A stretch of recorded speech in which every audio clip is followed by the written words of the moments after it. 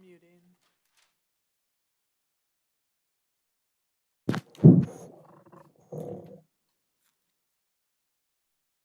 Mute yourself. Yes.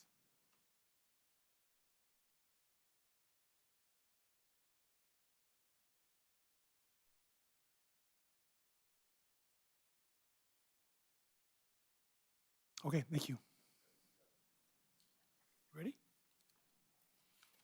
Madam Secretary? Good evening, ladies and gentlemen. We're going to go ahead and get started with our meeting. Commissioner Patrick's going to lead us in our pledge. If you could stand, please. To the flag of the United States of America, to the republic for which it stands, one nation, under God, indivisible, with liberty and justice for all. Madam Secretary, can we get a roll call, please? Commissioner Patrick, Here. Commissioner Rice, Here. Commissioner Trejo. Here. Microphone, please. Here. Commissioner Rochelle Williams, Here. Chairman Springs. Here. Communications from staff? Yes, Chairman. A few things we'd like to announce. In your staff reports tonight, you'll see a new addition. We've incorporated 2 sections related to our Energy Climate Action Plan and our Active Transportation Plan. And going forward, every staff report item will address how the proposed project supports those plans that the city adopted in the past 5 to 10 years. And I would also like to announce that tonight, in addition to our normal public participation options, the lecture hall is also in use. So during public comment, we'll take public comment from any participants over there as well. Next, we've been notified that the state is ending their state of emergency. And this means that starting March 1st, with the March 1st meeting, the public will now be allowed to come to the council chambers to participate in the meeting. We still recommend that the public look at the agenda for all public participation options in case anything changes, in case the state of emergency changes, to still reference the agenda, but that is what is planned at this point. And lastly, as noted on your agenda, we have planned for a brief Q&A session with representatives from the Inglewood Traffic Division and Parking Division. And representing those departments, we have Peter Puglisi, City Traffic Engineer, and Bill Thompson, Director of Parking and Traffic. And I've asked them to each give a brief overview on their role in the city. And then we can follow it up with the questions that the commission submitted.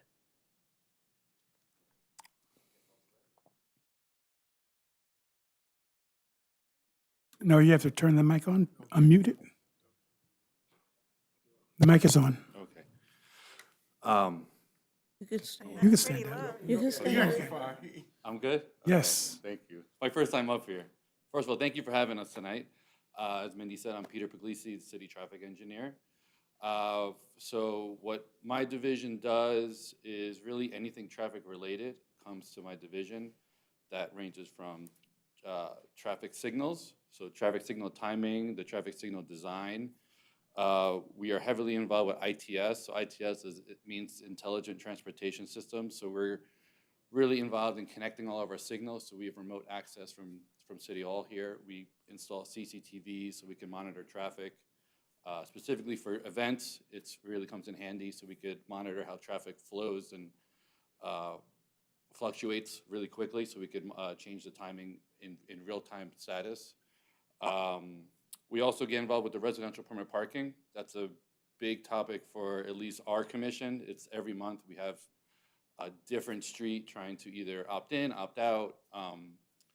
Before we did the citywide permit, it was always trying to opt in. Now it's a lot of people trying to opt out. But then also traffic studies, so left turn studies, parking studies, really anything with the road. So we also get involved with first last mile, the first last mile plan that I think you might have presented to the commission.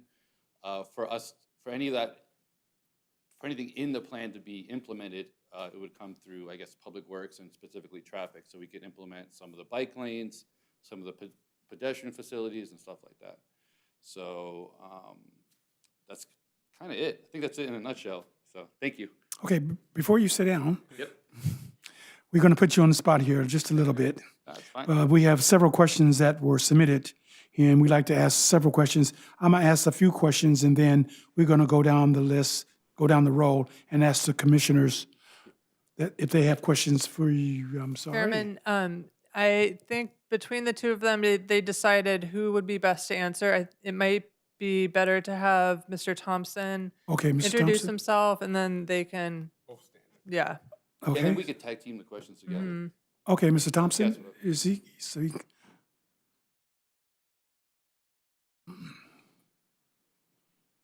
Good evening, Commission. Chairman, I remember you from many years ago. I had black hair. Right. In any event, I'm with a company called Laz Parking. Laz Parking provides parking enforcement and traffic control for the city of Inglewood as a vendor. Many years ago, the city had its own parking enforcement and traffic control officers, and now they've outsourced and brought in a company called Laz. Laz is huge. They're all over the greater Los Angeles area. They provide parking enforcement for West Hollywood, up and down the coast, working for the county, Santa Ana, Manhattan Beach, parts of Carson, so they're all over. And they also manage parking in garages for strong revenue and efficiency. And of course, we've got some garages here that definitely need some attention, so that's on our list. And there's future garages in the plans as well. And we, of course, coordinate, for example, like with the Intuit Dome, they're going to have 3 huge garages, 48, 5,000 cars per garage. So we're working with them as to how the traffic control is going to work on inbound and outbound. So that's what I do. Most of the work is, our full-time work is parking enforcement. I know that one of the concerns was or questions was, when do we work? Well, you know, street sweeping starts at 3 o'clock in the morning. So that's when we have parking enforcement on duty. They generally work till about 11 or midnight, and from about midnight until 3, we don't have anybody. We have our own dispatcher in police communications, and that person is there when we have major activity going on, especially during the daytime with parking enforcement. When they're not at that post, police take over, and they'll field the calls. But we've got the second floor of City Hall here will soon reopen, as I heard you mention. So we've got a counter that the public can come and dispute their citations, ask questions about them. And on the other side, we've got parking enforcement, traffic people that primarily are dedicated to the permit program, residential permit program. We've got clerks that know that program in and out. There's senior citizens in the city that need help, you know, logging on and getting their permits, so we do all of that for them. It's going to be a little easier when it opens up again, because most of the time we have to do it by phone, or we have the resident come down to City Hall and we meet them out in front of the City Hall on the fountain there, and we try and help them out there. So it's going to be much easier when we can bring them back into City Hall and take care of them. That's about it as far as what I do. And then I guess if you've got some questions for us. Yes, we do. You answered a couple of the questions that we had. But what is your procedure for abandoned vehicles and homeless people living in the vehicles? What is the procedure at that particular point? Well, abandoned vehicles that are not occupied, and we get a lot of calls for that, and we'll go out and mark the call. Much of it's virtual. So we've got certain cars that have computers on board and cameras. This has been helpful because in the past, when you would mark tires on the street, whoever was kind of leaving that car there would go out and wash off the tires and the mark. You can't do it now because they're on photographed within the cameras and the virtual system. So when we go out 3 days later, if the car is still there, it gets towed, and it's also cited. Now, if it's occupied with somebody, the homeless is a whole different situation, so we refer that to the police department. The police department has a pretty good team of officers that are trained and dedicated to working with the homeless, trying to get aid and housing. And so when we encounter something like that, we'll notify that one of the officers on that team, or Cinder if you know her in City Hall, and we'll kind of coordinate it together, have them present when we're there if there's the need to have the car removed. Now, in regards to parking, in a lot of the areas, especially in the Morningside Park area, the signs are already up for permit parking. When will that occur where the information will go out to the residents where they're able to start logging in their information or getting their... Well, that's well underway. That's been underway for a couple of years now. In fact, at the end of when COVID kind of kept everybody indoors is when that program began. And actually people were real excited because they were at home. So, and we were still here, and Laz was still here handling that program. So we were able to get a lot of people, several thousand, with their permits. Now, there's some activity up in Morningside Park with a couple of streets that have just decided to drop out of the program. But for the most part, one of the great spots that I think have been really successful is like around West Boulevard in Manchester and that area up there just east of the cemetery. Years past during a forum event, they packed that neighborhood and park the cars and then just walk down to Manchester and go to the forum. But now for most of the events, you drive up in that area and the streets are clear. We do get calls and we'll go up there and cite and if necessary tow, but that's really a neighborhood up there that is a good success story for some of the other neighborhoods that feel that the permit program is just too much of a strangle on the neighborhood. Prevents them from, the ability to park more than 2, 4, 5 cars on the street. Okay. And I hear you say that this program has been going on for a while. I just spoke to some of my neighbors, and they asked me, when does the program start?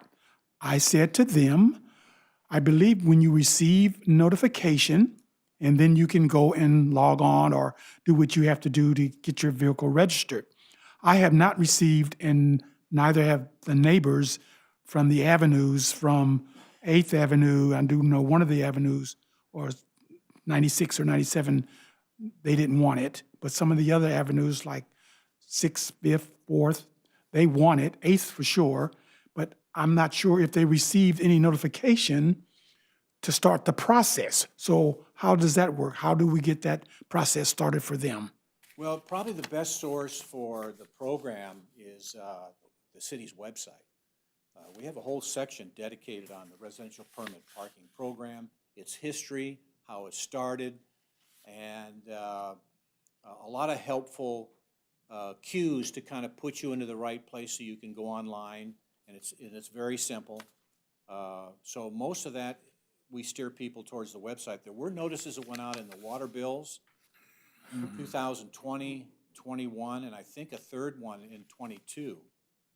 But again, the Public Works was kind of helping us with that. Is there a possibility that your department can come out to a District 1 meeting? Because we have a lot of seniors in our district, and they may not be adapt to the website. I think someone mentioned that some assistance can be done with them.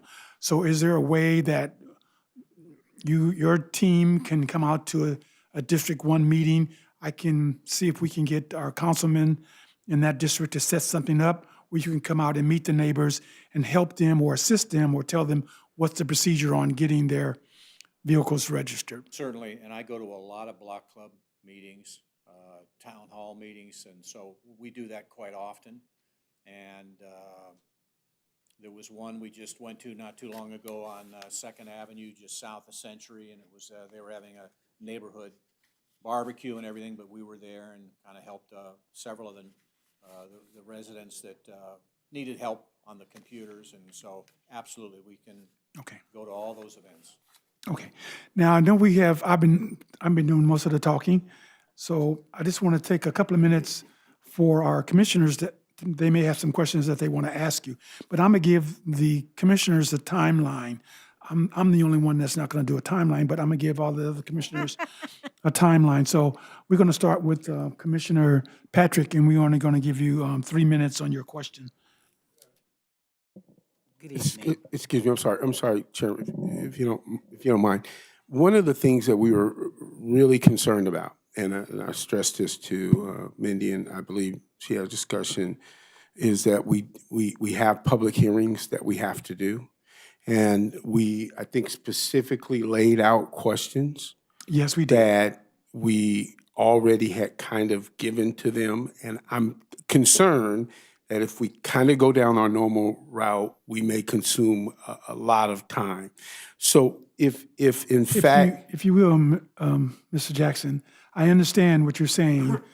However, I think when I gave them a time limit, I want them to ask one question and they only have 3 minutes. And I'm just making the commission aware that we pushed this group to the front. Yes. Normally, we would put this last. Yes. So that we would allow staff to be able to leave. So thank you for the consideration. Thank you, sir. So you only have 3 minutes for your question and answer. So Commissioner Patrick. I just have one question. How long does a car have to remain stationary before it's considered abandoned? 72 hours, 3 days. Thank you. Okay, Commissioner Rice. I'll ask the department directly. I'll yield my time to Commissioner Trio, please. Very good. Commissioner Trio. I have one question. I didn't submit it ahead of time. My apologies for that. But basically, I'd like to hear from you how you see our traffic situation now with the forum up and running, with SoFi up and running, Intuit not far down the line. How do you see it now, and have there been adjustments, tweakings from when the event started? And you've learned from that and made some tweaking or adjustments? Go ahead. Yeah, I've only been here for 5 years, so I can't speak on what kind of happened before when the racetrack was here, or maybe when the old forum was around. But since I've been here, I think the traffic situation, I think we had some growing pains and some lessons learned from the first season. But I'm sure, as Bill knows, we have a good working group with police, with LAS, and with Public Works, and with AAA. AAA is our on-call contractor who puts out the cones and signs that you might see during game days. They're the ones who actually are physically out there putting out the cones and stuff. So we have a good working relationship with all those different groups, and it kind of took us a good season to really get it down pat, and we kind of just copy and paste from every game now. I'll say this, games are different than concerts. Concerts are kind of too many variables, and so they could be as kind of different, but at least week to week with the football games, we know the patterns and we understand it. And so I think we have it down pretty good. We obviously make some real-time tweaks or some audibles, as we see fit, or if there's an accident or whatever, something that may come up. But I think in terms of, you got to look at these events as like an ingress and egress. So ingress, I think it's pretty easy and calm. It's not like a big rush like egress. Egress is when you get all those cars all at once. I think we got it down to about an hour and a half, Yeah. which is pretty good. So we get about 14,000 cars out in about an hour and a half. So, I mean, I think that's the best we could, at least that's the best where we're at right now. And, we're all satisfied with that. But you're right, with the Intuit Dome coming on and then with the parking structures being open soon, that's just something that we're gonna have to just add into our plan and make tweaks as we learn. Okay, Thank thank you. you. Commissioner Charles Williams? I just have a comment. I want to say thank you for what you do, because I've had to call parking enforcement for situations, and you guys were very responsive and took care of the issue. And that's all I have to say, but thank you so much. Okay, just a couple more questions really quickly. Is there a designated area for the Uber drivers and Lyft drivers? Is that something that we've put Yeah, together? so, again, kind of look at it as there's ingress and egress. Ingress, there is no dedicated area. They kind of just drop off wherever, and it's really hard to control or to put them in an area, at least on ingress. But again, because the traffic's not as heavy, it's kind of light, and people trickle in sometimes 4 hours or 3 hours, 2 hours before a game. It's really not that big of a deal for the ingress. But for the egress, we do have a dedicated area. It's on Kareem Court, facing northbound. So the idea is that all the Ubers and taxis, Ubers and Lyfts line up, and then the people or attendees walk up Kareem Court, hop in their car, and then go down Manchester. So we try to organize it on egress, and I mean, what do you think? It's working out pretty good so You always far. have those Uber drivers that just operate on their own, and Yeah. they're afraid to get caught into a system because they feel if they don't get a fare that they're happy with, they want to get out quick, and they can't do that if they're on Kareem Court. So there's a few that don't go with the program, but it's certainly better when you're talking about that many cars involved with rideshare. Okay. I know there's a couple more questions, and I know our time is running out. I see the 0 coming up. However, is it the responsibility of the residents to call if they see a vehicle parked in their area and clearly they're going to either a game? Whose responsibility is that? Do we have patrol officers patrolling the area? Will the signs that are put out be utilized for that? Especially on the avenues, because they're parking like on 8th Avenue, 7th Avenue, 6th Avenue, closer to Century, and then walking because they're entering on the Century side. So are we getting enforcement, or are we still working on the sign areas? The signs are up, and we do enforce. The only thing that sometimes the residents will call back right after we drop by the scene, and they'll say, well, I saw the officer pull up, but he didn't get out of the car. Well, 2 hours are free. So when that car drives down the street, they have the computers on board, and with cameras, they'll read the license plate and mark it. And then when 2 hours comes up, the traffic officer or parking is notified, and then they come back around and issue the citation. Okay. Gentlemen, thank you very much. That's it? You get, well, not really. We have some more, but I have a whole bunch of questions. One of the questions that I'm interested in, especially on Fifth Avenue, because Fifth Avenue is the only street that goes from Century to Manchester. All the other streets, if you're going eastbound on Century, you cannot turn northbound. Fifth Avenue is the only street. So it is a shortcut, which causes that street to be a thoroughfare. We're getting ready to have Andretti come down that street at a high speed. And, we still have children that live in the area. So we like to know what can be done. My suggestion is to put up speed bumps. And I like to know, what procedure do we have to go through to get that done? Do we have to come to a meeting?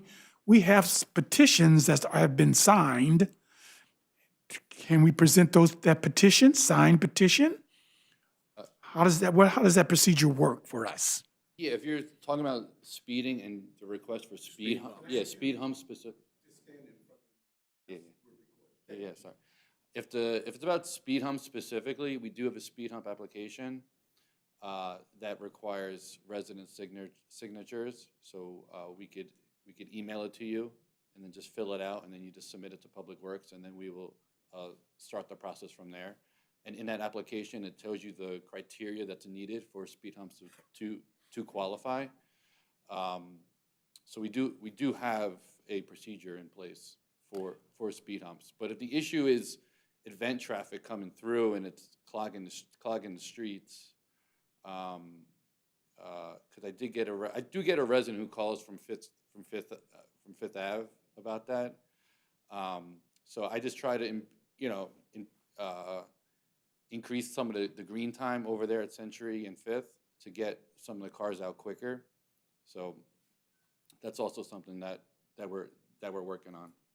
Okay, so I'll make sure that I give you my email address so you can send me out the information so we can, And that Chairman, we procedure. will send out Mr. Puglisi and Mr. Thompson's contact information so everyone will have it. Okay, very good. Thank you. Gentlemen, thank you very much. Thank you for You having guys have been us. blessed for us. Thank you very much. And maybe our commission would want Mindy to come sometime. Put her on the spot, huh? You too. Okay, good night now. Public comments regarding agenda items. Person wishing to address the planning commission on any items on the agenda other than a public hearing may do so at this time. Operator, if you can open up the phone line for us, and in the library lecture hall, if some people are in that area, they can speak as well. So operator, can you open up the phone lines for us, please? Yes, if you are on the phone and you'd like to make a comment, please dial #2 on your keypad and your line will be unmuted. Once again, if you're on the phone and wish to make a comment, please press #2 on your keypad. We have one caller. Go ahead. Hi, my name is Zach Norman. I own one of the warehouses over on Hyde Park. And I came here because of the line item A for the public hearing, but I'm really glad to hear that the parking division representatives are here. And I'll put my concern up front because I really have no issue with the special use permit in A except for parking, right? So, Sir, excuse me, sir. The one thing about Sir, excuse me. Hyde Park in that area. Sir, excuse me, Yes. please. That is a agenda item. That is a public hearing. So that comes later. These are for No, I understand that. I have a question for the parking, specifically about parking. Okay. And it's not about it's more just a general item about, I'm going to go through this really quickly. So Hyde Park is very congested in terms of parking. By 9 a.m. in the morning, there's basically no place for anyone who wants to come to a business to park their car because all of the spots on the street are taken. This will be further exacerbated by line item A, but really the idea is there's an opportunity to add spaces for parking, public parking, underneath the new bridge. The bridge that's been built has been great, and the old traffic bridge could also be used for parking. There could be somewhere between 30 and 50 parking spaces made available if the area under those bridges were developed for parking for the area, and also a one-way parking condition with diagonal parking was to be made on the bridge where with an exit, a yield or a stop sign exit onto northbound La Cienega, we could put lots of cars into an unused space. So just somebody who sees that area every day, and with the added item of item A in the public hearing, adding even more congestion to the area, I strongly and hopefully and positively recommend that we consider opening up that unused space under the bridge and on the old bridge for parking. Sir, they have the traffic meetings are on the fourth Wednesday of every month here in the City Hall.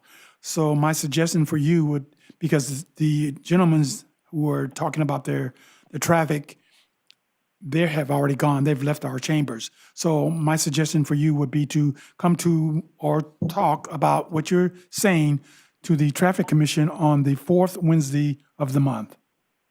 And Chairman, for the parking and traffic agenda schedule, I would just refer the speaker to the city website just to confirm Yes. the exact date. Yes, go to the website and it'll confirm that particular date. Okay. Oh, I'm so sorry. I thought they were sticking around for a Q&A as it said in the agenda. No, there's no Q&A. Okay, is there anyone else? There are no other speakers. Is there anyone in the library? No speakers at this time. Thank you. Okay, we're going to close this segment. And I'd like to get an approval on our minutes for January 11th, 2023. That was our special planning commission meeting. I move approval. Second. It's been properly moved in second. We call for any questions. Hearing none, we'll call for a vote. Commissioner Patrick, Aye. Commissioner Rice, Aye. Commissioner Trejo, Aye. Commissioner Shaw Williams, Aye. Chairman Springs. Aye. Madam Secretary, the first.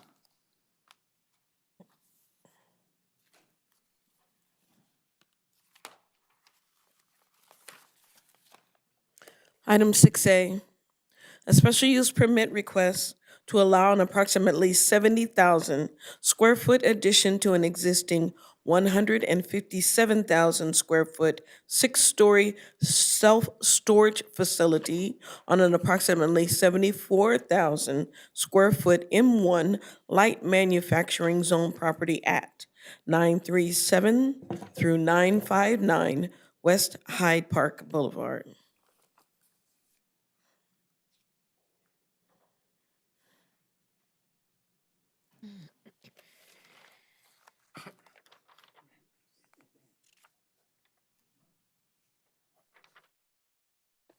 Chairman Springs and Commission, the file is present and notice has been given in the form and manner as required by law. Staff received no correspondence from the public on this item, and Planner Arturo Salazar is here to do a brief staff presentation.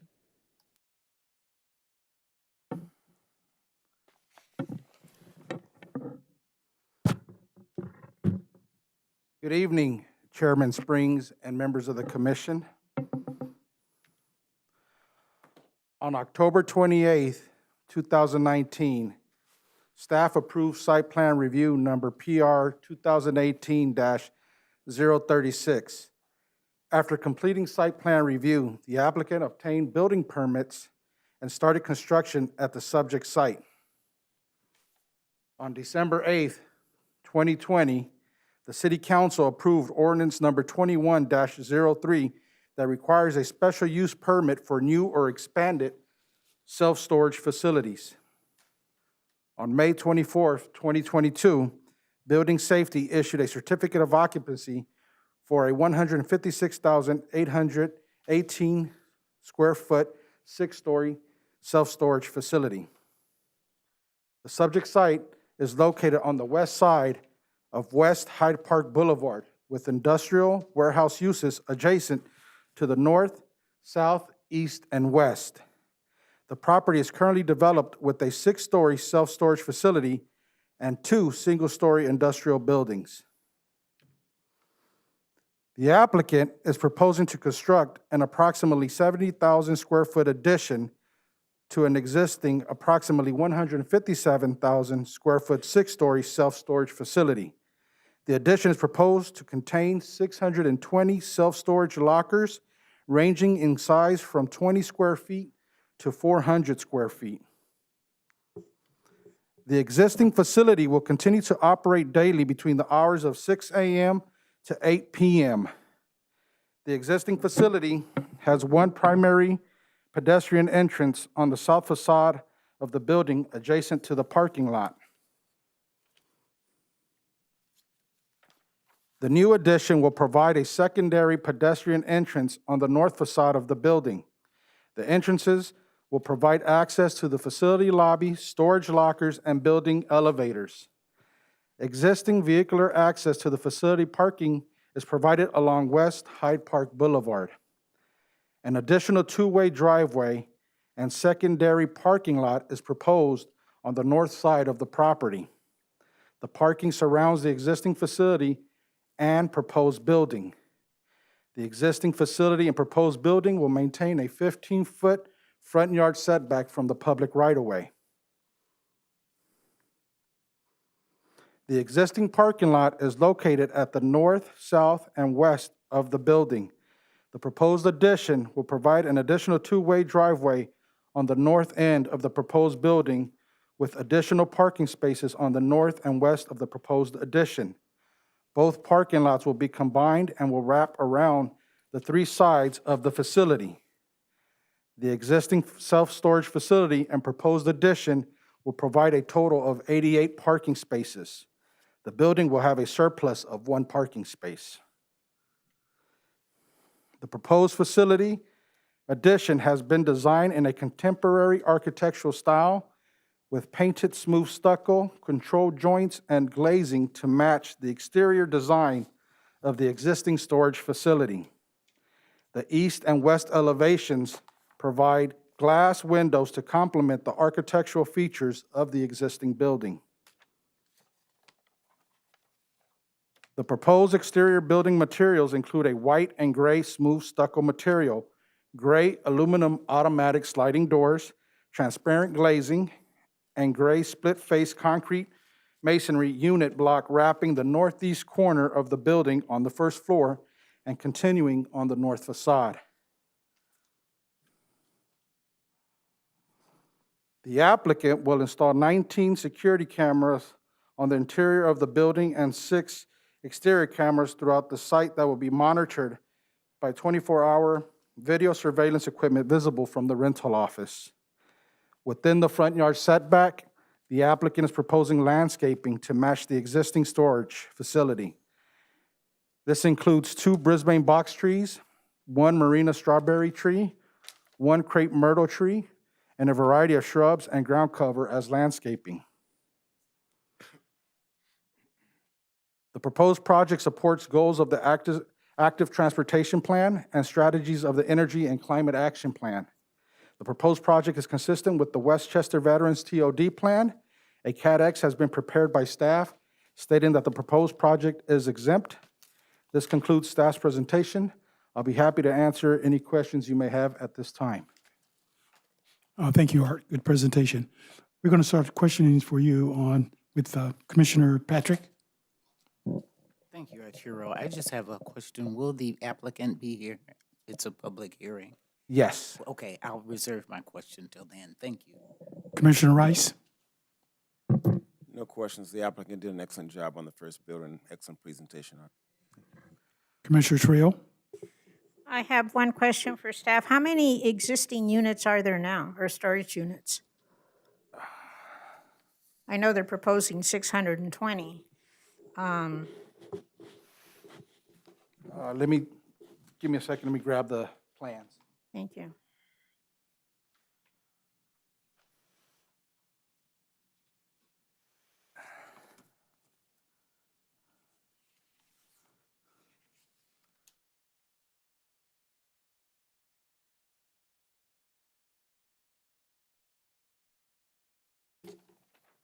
Would be maybe 3 times that or twice that, maybe.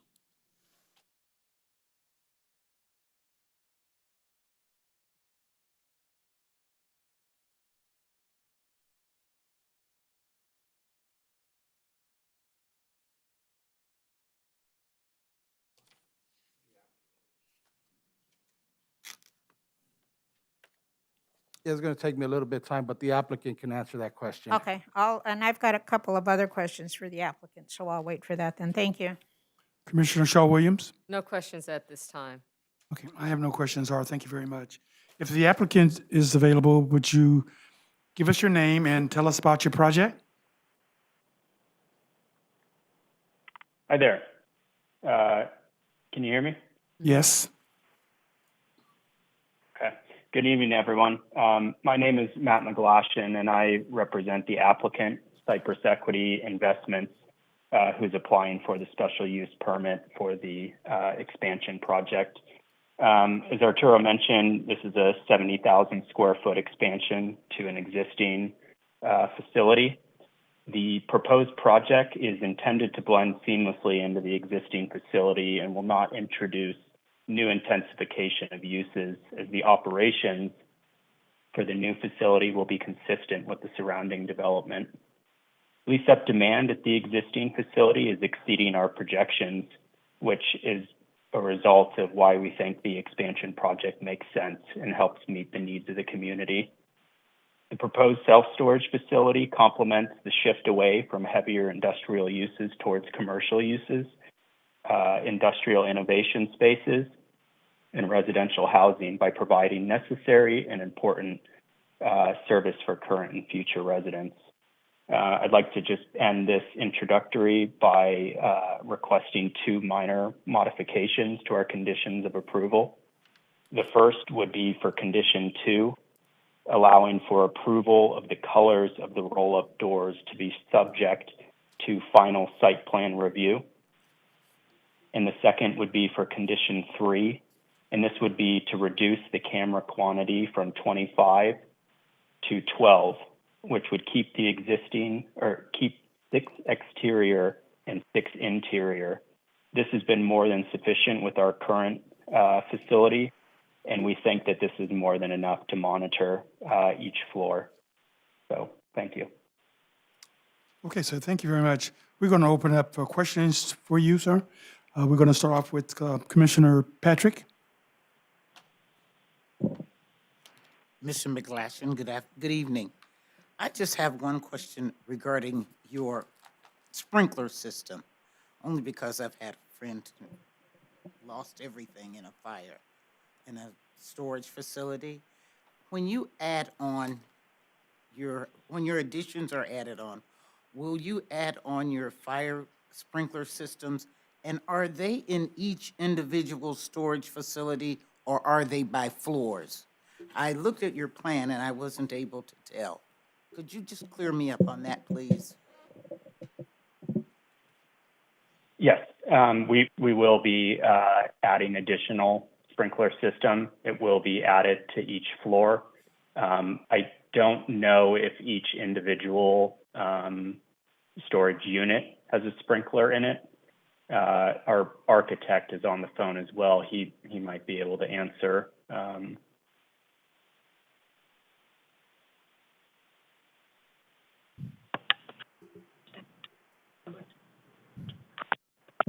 Rick, are you available?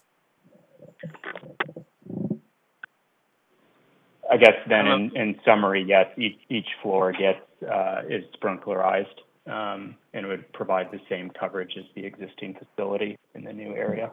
So once the addition is completed, there will be additional sprinklers, or will there not be any, according to the NFPA? There will be additional sprinklers. Do you know how many there are per floor? I don't. Commissioner, this is Rick Wallace. Can you hear me? Yes, I can. This is Rick Wallace. I'm the architect.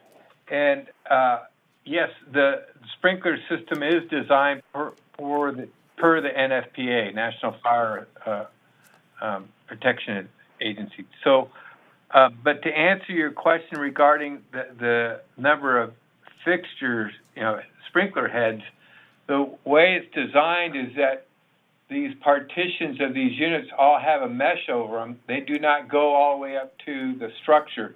So there's that open area above where it allows the sprinkler system to be on a grid to rain down and cover 100% of the floor area, as opposed to having a sprinkler head in every unit. So, and that's all, of course, reviewed by the fire authority for compliance, that we get absolutely 100% coverage. Okay, thank you. Commissioner Rice. Yes, Mr. McGlashan? In the microphone, please. Mr. McGlashan, are you there? Hello? Yes. Okay. Question. With reference to the color of the roll-up doors, are you requesting that the roll-up doors be consistent with the existing roll-up doors, or you want them to be a different color? Item 2. They may potentially be a different color. They're shown as orange. We may paint them green, and the difference being it was meant for public storage, but the operator is extra space. And that would be all of the doors, or just the doors in the new addition? Just in the new addition, or actually it would be all of the doors. And you can't see any of these doors from outside of the building? They are exterior roll-up doors. So on the elevation, it shows that there's orange doors on the ground floor level, and they're indicated as being orange. We just want the flexibility to be able to change those before site plan review. Okay, and these doors still would be maybe different colors the way that you change them. You'll have multiple colors on the doors. If this is approved, correct? They would be all consistent. Oh, okay. All right, let's just talk about the cameras a little bit. You have a request, one of your requirements is to have 25 cameras, and you're requesting to reduce it to 12, correct? Correct. To Yes. have surveillance on the outside of the building, you'll need 2 cameras on each side pointed in opposite directions, which means you'll need at least a minimum of 8 cameras to watch the outside of the building. So inside the building, you would only have, I'm assuming the other 4 for interior surveillance. You would only have 4 cameras, correct? We were thinking of, there's 3 additional sides of the building, so we would have 6 exterior cameras, 2 covering each elevation, west, north, and east. And then on the interior, we were thinking similar to the existing facility, that we would have 1 camera per floor located at the elevator to monitor traffic in and out. I think as it's currently being suggested, there would be 3 cameras on each floor, which in this smaller space just seems a little excessive. But on the outside, you have 4 sides to the building that you're going to be monitoring, or you're not monitoring the potential setback, 15-foot setback. We would be. This expansion project is going to be directly located on the existing facility, so there's already protection for the existing facility, so this would just be covering the 3 sides of the new addition. How many floors do you have? 6. And how many cameras do you have inside?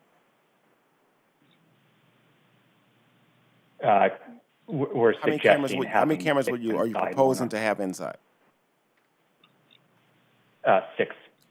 6 cameras on 6 floors. And how many corridors do you have on each floor? Let me look.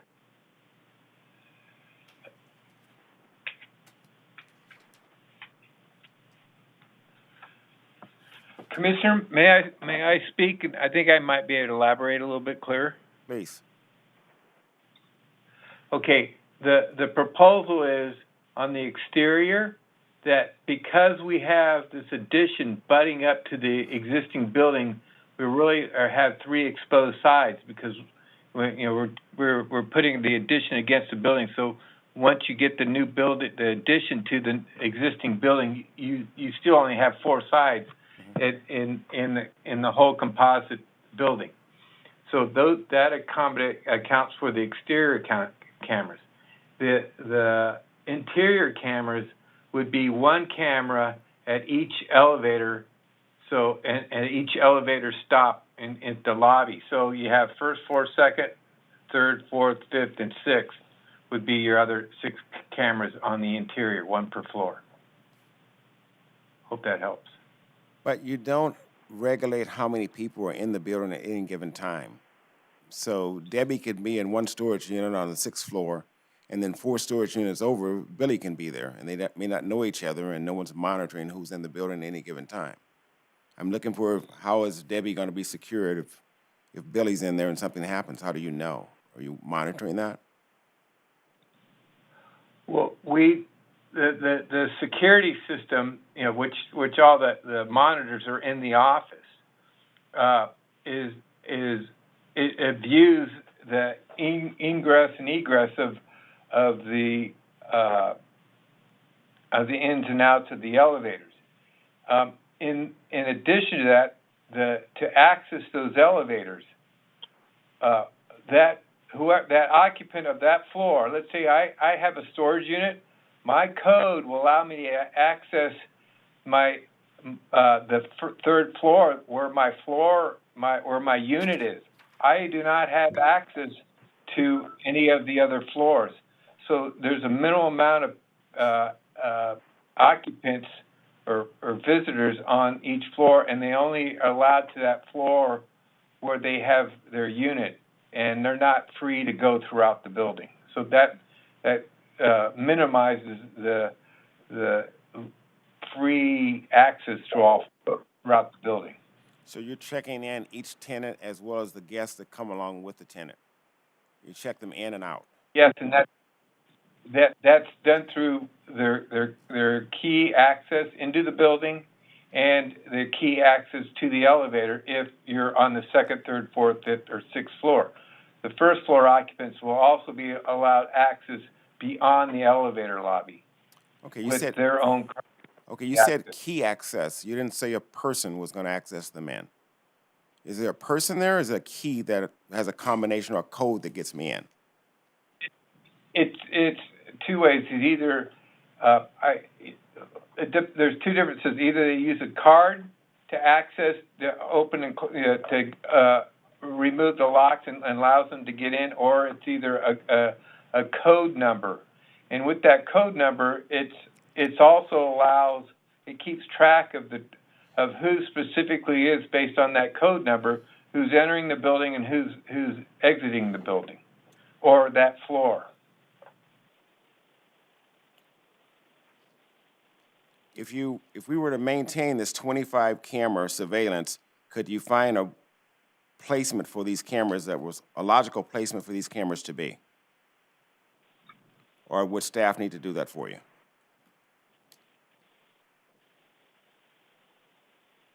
We could find a logical place for them.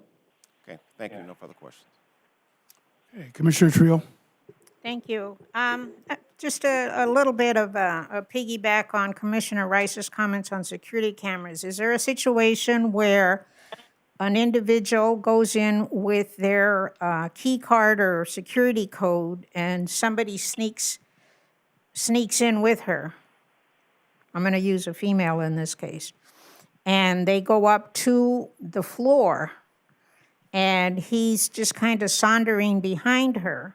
She starts going into her unit, and pretty soon he pushes her into the unit, and then something bad happens. Can one camera catch that? I guess the question is moot, because if you can find room for the 25 security cameras, then I'm satisfied with that. But I think that's a situation that can arise in this day and age. So I'll leave that as far as the security. I've got a couple other questions. How many existing storage units do you have? It's roughly 1,350. And are they at capacity now? They are not. We're still in lease up. But like 2 years later from your original approvals, 2.5 years later, you anticipate that there will be requests for additional storage units? Yes. The market and the other facilities that we monitor in the area show that occupancy is very high. The lease up for this facility, we're about 1 year into it, and the demand has been very strong. It's a much slower lease up than like residential housing or apartments. Do you find most of those that enter into leases are existing Inglewood residents, new Inglewood residents? What's your market?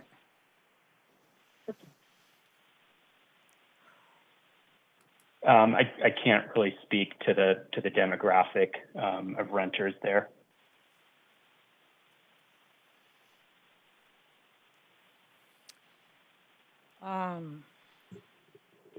Okay. Is that okay, I don't have any additional questions. Commissioner Shaw Williams. I just have one question. with the additional 70,000 square foot addition, how many handicap spaces are required? And how many do you currently have? So once you do the addition, I want to know how many additional handicap spaces you'll need to have.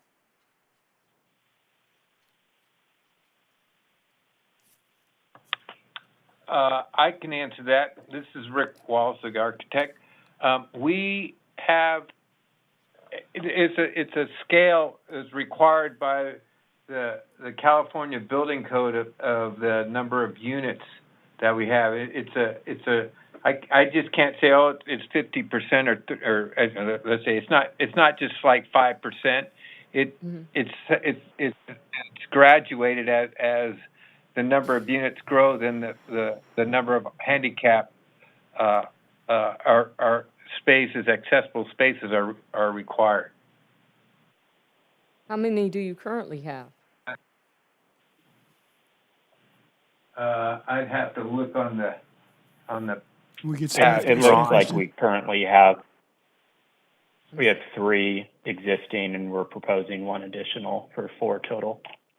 No, I think, Matt, I think we're talking about, maybe you can correct me, Commissioner, it's about how many accessible rental units, handicap accessible rental units we have, not so much parking stalls. No, I'm asking about the parking stalls. And since you brought it up, how many handicap accessible storage units do you have? Well, that here again, just like the parking stalls, it's all per the building code as required by the accessibility section of the California Building Code. Well, what is required? So the plans It's a currently matrix show of 4 handicap stalls, 4? parking spaces, yeah. I'm sorry if I've confused the issue, but the parking is as we've indicated on the plan. I think it's 1, 2, 3, 4 stalls. That's required. But as far as the accessible storage unit, that again is its own table of requirements determined by the building code. I didn't see where it said 4 stalls. I must have missed. Okay. I don't see where it said 4 handicap stalls. That's why. It's on the parking tabulation table on the first page. On the So page it's the with the center site column plan. below the vicinity map. It starts the parking criteria on sheet 01, and you'll see as you come down, it starts parking tabulations, but it goes accessible parking tabulation 4 stalls, and then it breaks it down as that's required, and then it breaks it down at how that breaks down. 3 stalls are already for phase 1, and then with phase 2, it will be an additional stall will be provided for the phase 2.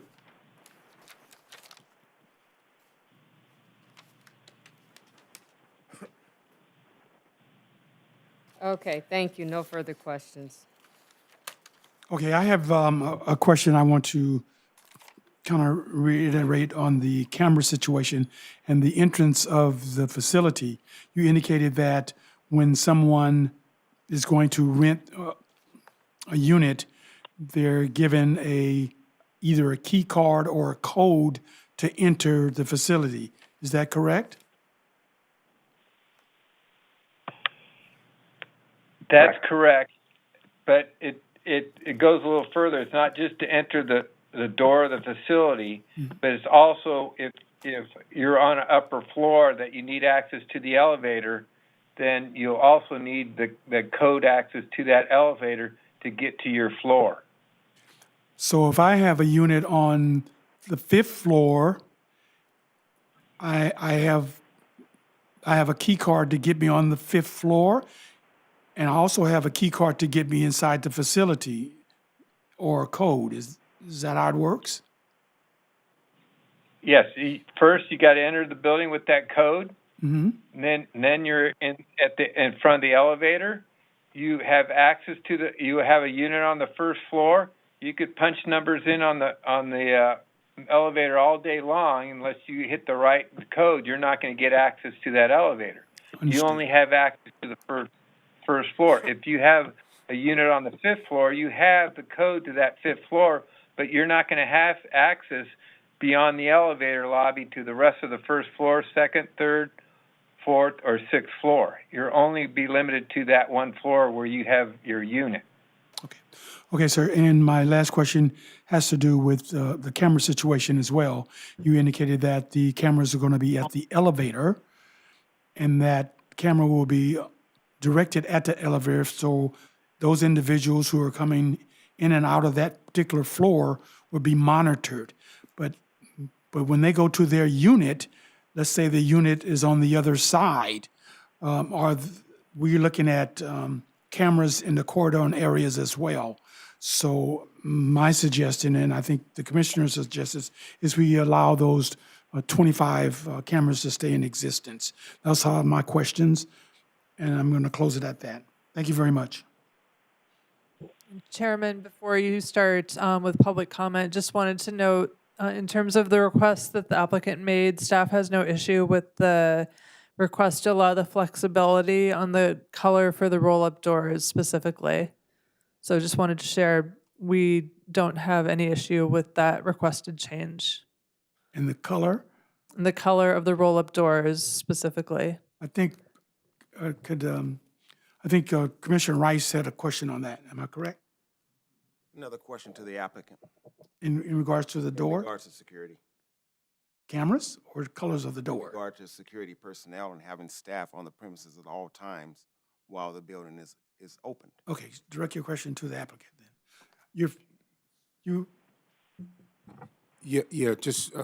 Chair, just want to provide a little further clarification so you understand how our current municipal code works. Site plan review, an appeal of site, so staff essentially would review the project to make sure it didn't violate any, standards that we had talked about. There's not some hideous thing that gets created. In the case there is some hideous thing, they can appeal it to you, and you have the final say on whether or not the hideous thing would be allowed or not. But to the applicant's point, and I will tell you why staff put that condition into effect. And correct me if I'm wrong, Minion or Eddie.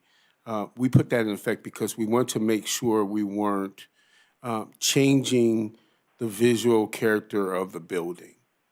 So, for instance, we had a building on Centinela, and it changed from extra storage, and we had specific color palettes that were considered. And when it was changed, there was a lot of dialogue that went on back and forth with staff with regard to what extent we would bring it back to the Planning Commission. So we were able to work through that, but in these buildings, and particularly that one on Centinela, we were really concerned of how it looked and the character that it had in that particular residential neighborhood. This one's a little bit different, but that's why we have that condition in there, just to control that applicants don't simply exercise their authority to change things just because they want to. Understood. So, thank you. I think Commissioner Rice had a question for the applicant. Matt, are you there? Yes. Mr. McGlashan. Okay. During the hours of operation, will you have staff there at the building at all times? Yes.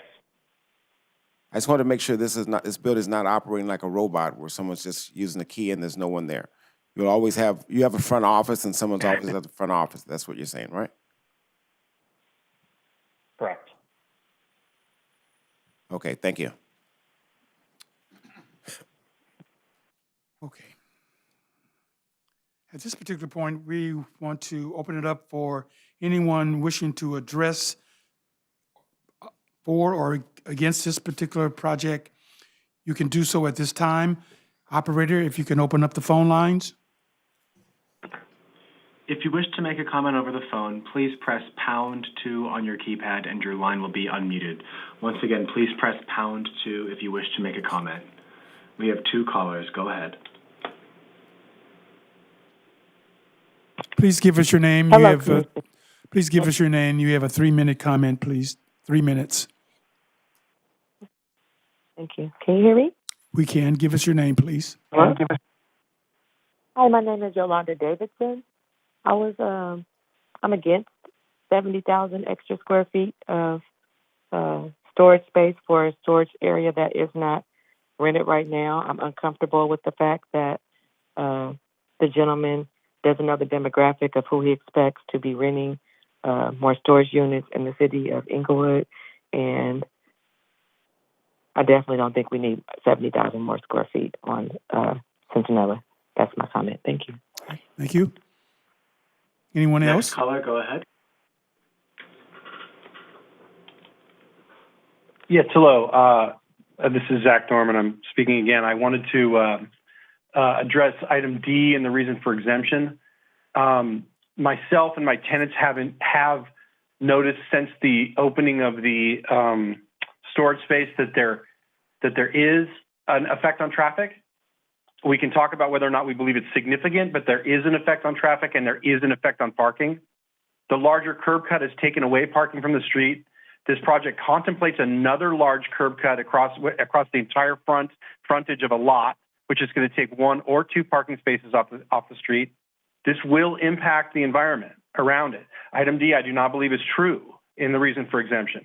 Now, I want to be clear, in a general sense, I approve of this project. I like it. I like that the city's, the reasoning behind it is sound. But I want the council to understand that you are negatively impacting an already very negatively impacted parking and traffic situation on that street. Okay? So I would hope that the city would consider alternative means to help alleviate the parking concerns in the long run while contemplating this exemption. All right, thank you. And that's my final comment. Thank you. Anyone else? Is there anyone in the library lecture hall? We have one speaker. Hello, my name is Tom Baden. I'm an owner of a property at 917 and 925 West Hyde Park Boulevard. It's 125 feet north of this proposed expansion. I'm shocked and amazed that the initial phase was approved. I'm a real estate appraiser, and about 3-4 years ago when this parcel was purchased, it was purchased at a very high price, and I, as an appraiser, could not verify what was planned for the site. The project as it exists now is out of scale with the surrounding area. All the buildings on Hyde Park Boulevard are 1-story or 1-story with mezzanine industrial buildings. To put a 6-story, 75-foot structure on a street that has those type of improvements, it's out of scale and it dwarfs all the other buildings in the area. And now to do a further expansion of it is really unbelievable, okay? It does not bring employment to the area. Self-storage facilities, I appraise them, and it's like what you had asked the person on the council was, is there someone in there? And you're lucky if you want to ask them if they can give an answer, how many are people there working? It does not employ people. I thought a goal and objective is to try to increase employment and to work with the development and the scale of the surrounding existing uses, improve the quality of the surrounding uses. The other caller that spoke about the parking, it is very difficult to park on Hyde Park. There's very little room to park as it is. Also, the street is crowned up. So what happens on our property, because the city is paved and paved over the Hyde Park without doing any maintenance, it's created a crown. So on our property, the driveway, the cars or trucks bottom out because of the crown of the asphalt paved over and paved over. And I've addressed that 4 times with the planning department. I've had them come out there. I think it's the Public Works Department, and they said there's nothing we can do. We've owned the property for 15 years, and that problem has never been addressed. So it's amazing to me that you would allow this type of development and the scale of it, and it's not consistent with what's there now. This property will, as I said, will be now 125 feet away from our property, and we have concern it's just going to dwarf the existing 2 buildings we have. They're 1-story or 1 story with mezzanine, and they don't exceed more than probably 25 feet in height. So that's my concern with the project. I appraise self-storage facilities, I'm aware of them, and I have nothing against the use, but it's out of scale with the surrounding uses. Thank you. Thank you. Anyone else?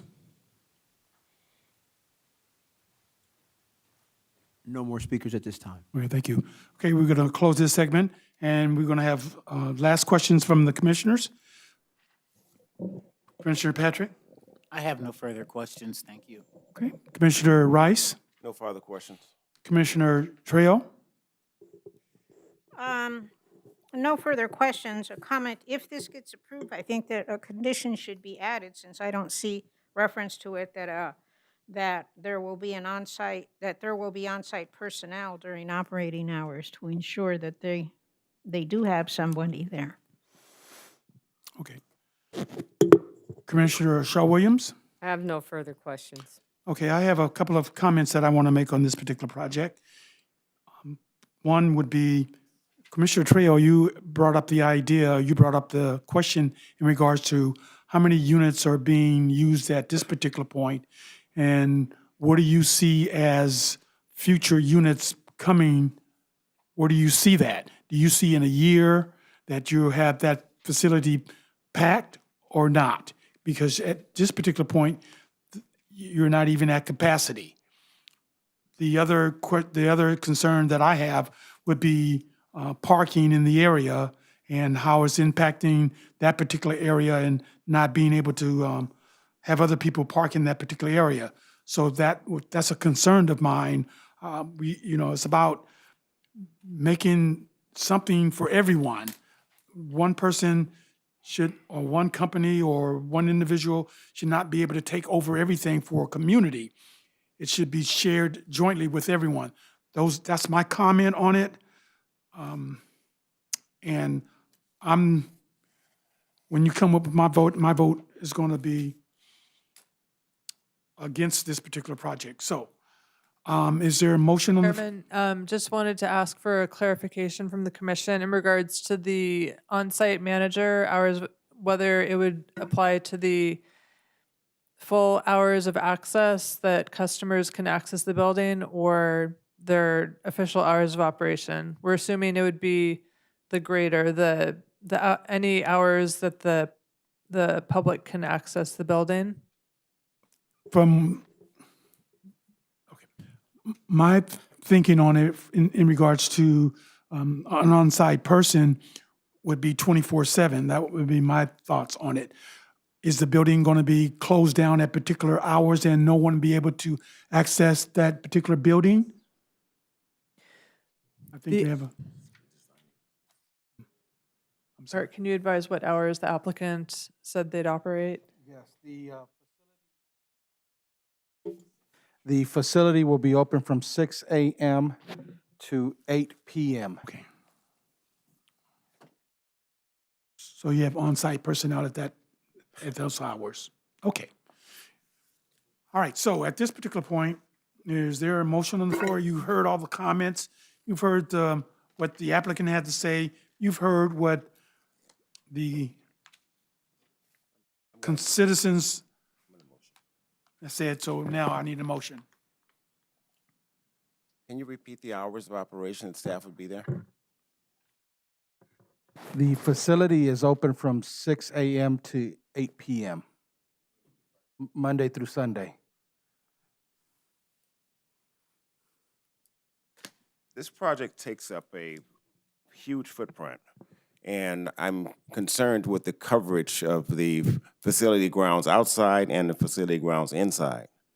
So within this motion, I'm going to affirm the category exemption EA-CE 2022-129 and adopt attached resolution approving SP 2022-008, subject to 13 conditions and/or added conditions as deemed appropriate, with the exception of condition number two, the roll-up doors. That's going to be handled at design review, and we're going to reduce the camera system.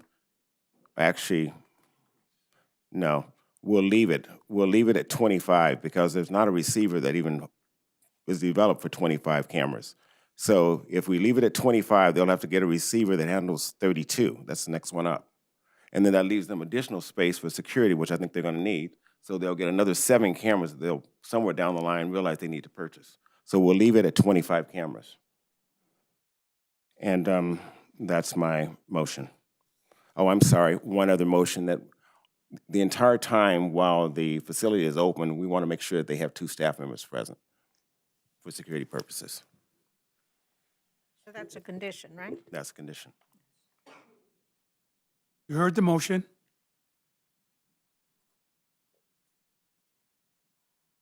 Okay, it dies for lack of a second.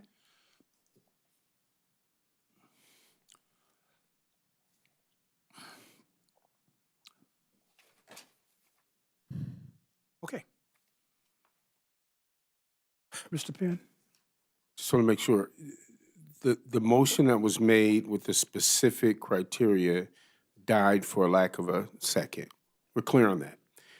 Is there another motion or not? I want to be clear on that. Is there another motion on the floor? No motion on the floor, sir. Then based on that, the application is denied. Okay, Ms. Wilcox, what's the procedure, please?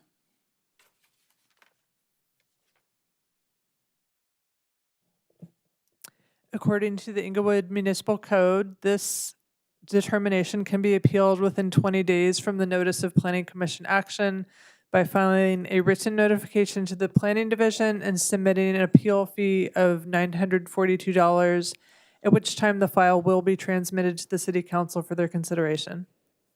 Thank you. Okay, Madam Secretary, please.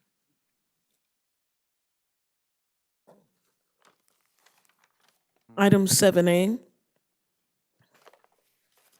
Design Review 2022-012, DR 2022-012, to allow for a new 5-story, 20-unit multifamily residential building on C2 General Commercial MU-1A, which is mixed-use 1A overlay, zone property at 3209 Imperial Highway. And Chairman Springs and Commission, the file is present and notice has been given in the form and manner as required by law. Staff received no correspondence from the public on this item, and Planner Marissa Fuel is present to do a short staff presentation.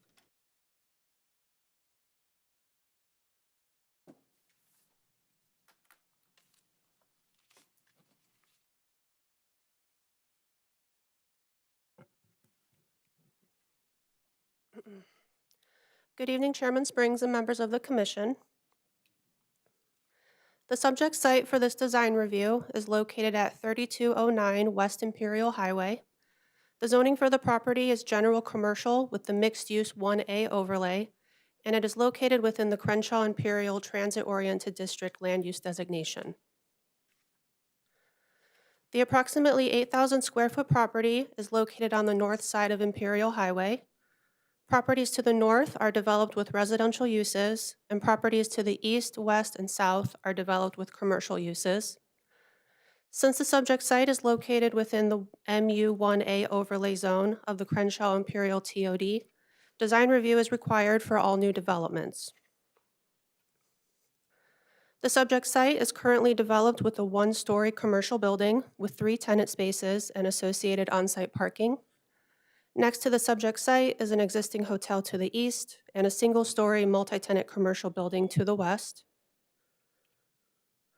The applicant is proposing the construction of a 5-story multifamily residential building with 20 units, including 1 affordable unit and 20 parking spaces. The ground level will contain the residential lobby and parking garage.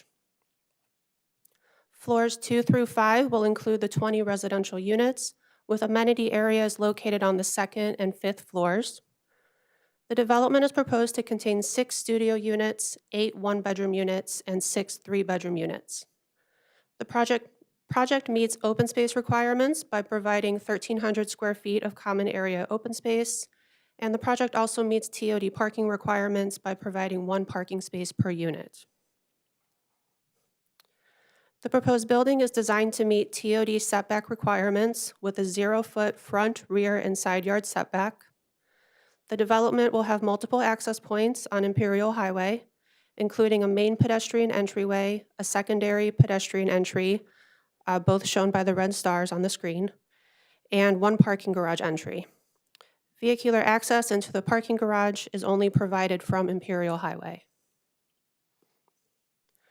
The applicant has worked closely with staff since their original submittal last year and has revised the project in order to comply with the design guidelines and goals of the TOD plan.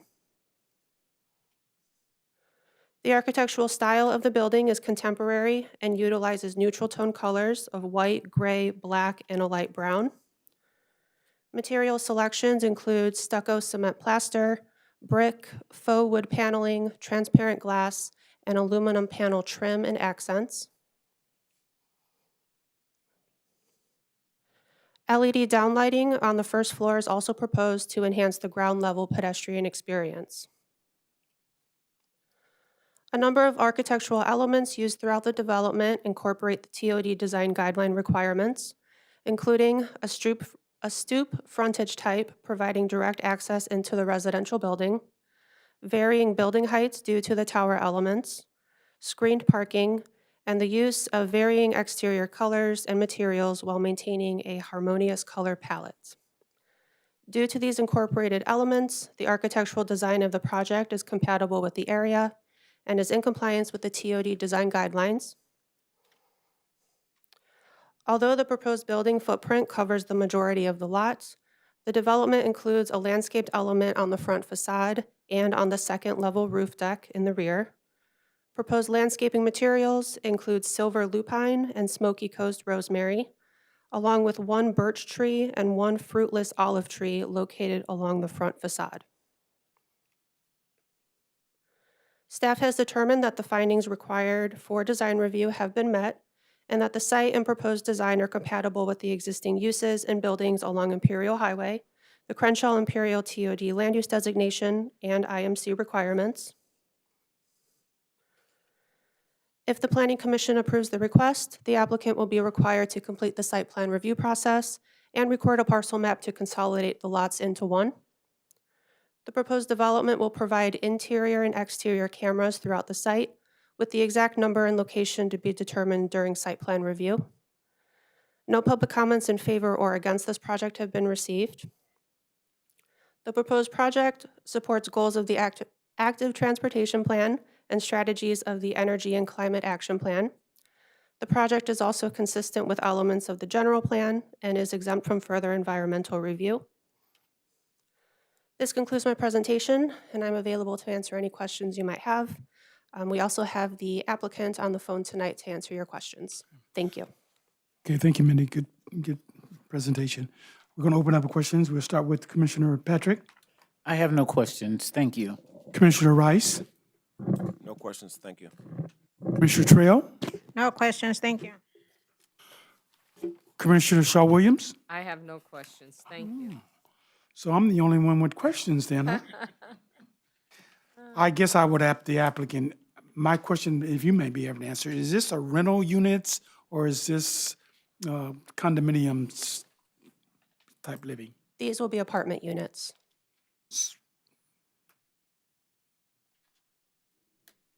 With 1 affordable housing unit. So 1 affordable rental? Yes. I'll make my comments later on that. Thank you. If the applicant is available, can you give us your name and tell us about this particular project? Oh, I'm sorry, hold on. I do have a question.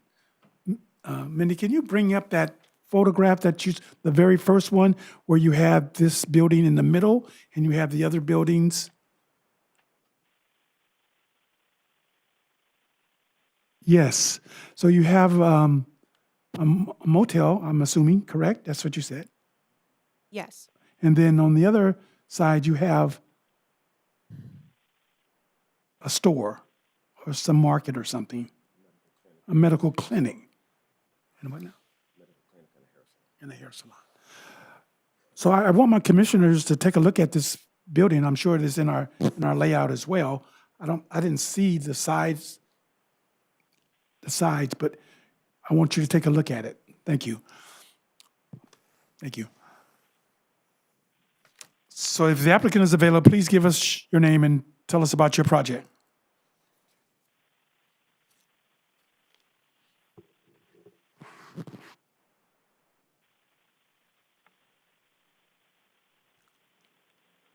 Operator, can you open up the phone line for the applicant? Yes, they've been opened. Hello, my name is Sam Intel, and I'm with the applicant for this project. Sorry? No, go ahead, sir. Thank you for considering our proposal for the 20-unit apartment project. We believe this project will provide a much-needed housing options in the area and contribute to the growth of the city. We have worked closely with the staff from start to finish on this project. They've been hugely helpful with every design we've submitted. They've come back with helpful comments and suggestions, and we are incredibly proud of the design that we've come up with. And we think it'd be a huge boon to the community in the area, and we hope that with approval we can start construction hopefully within a year. Okay, so we're going to open up for questions for you. We're going to start with our Commissioner Patrick, please. I have no questions, thank you. Commissioner Rice. I just wanted to verify something that I heard from staff. Basically, you have one parking space for each unit, so you have 10 parking spaces. 20. 20. 20 units, right? Mm-hmm. You have 20 units. That is correct. right. We have 20 Yeah. parking spaces, 20 Right. units. Misspoke on that. How many handicap spaces do you have there? We have one handicap space. And do you have guest parking? No, we do not. Okay, thank you. Commissioner Trio. I think the parking now is, if you're within the TOD area, you don't need to provide guest parking, correct? And that's why there isn't. So we have 20 spaces. That is One of them is handicapped. So it's not 21 spaces, it's 20 spaces, right? That is correct. 20 spaces, 19 are standard, one is handicapped. Mm-hmm.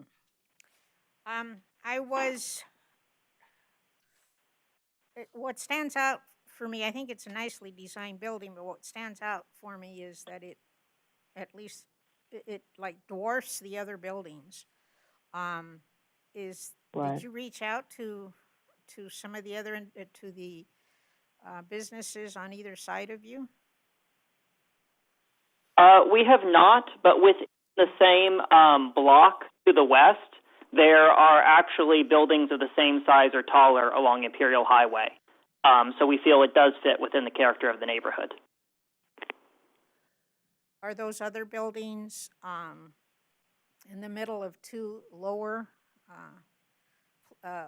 buildings? That's what stands out for me. They are, yeah. Okay. They are. There's, I believe, at the address is 3405. There is a, I believe, 6 or 7 story office building that's between two single story commercial on either side. How many? Oh, you're a 5-story, right? We are 5-story, yes. Okay, thank you. No further questions.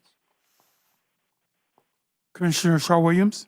More of a comment. I do like the design. I have no questions. Thank you. Okay, I have a couple of questions. One would be, you indicated that there's another building on Imperial at 3405. Is that what you said, sir? Yeah, there is. Is that about a block away from this. Is that a 5-story building or a 3-story building? I believe it is a 6-story building. Could I have staff check on that one for us? Could you guys check and see what other buildings are in the area? Very good. Okay. My other question would be in regards to this is a rental. Am I correct in saying that? Yes, these will be rental units. Okay, no further questions. I'll make my comments at the end. Okay, thank you very much, sir. At this time,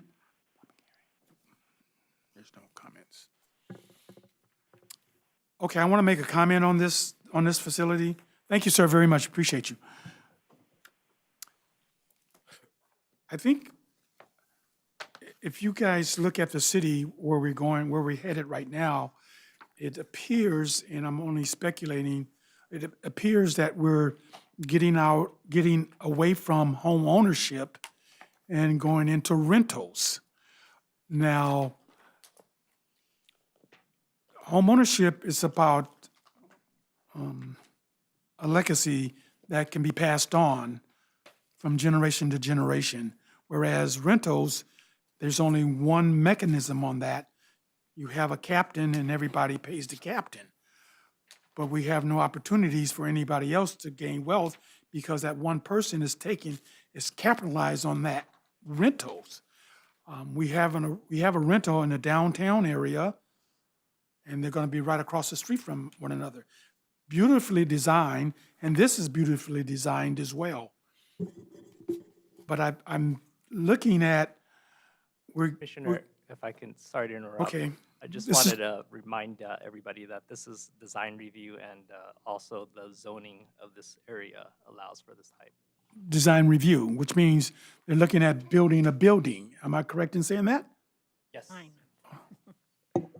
So I'm speaking on the actual building and what it does.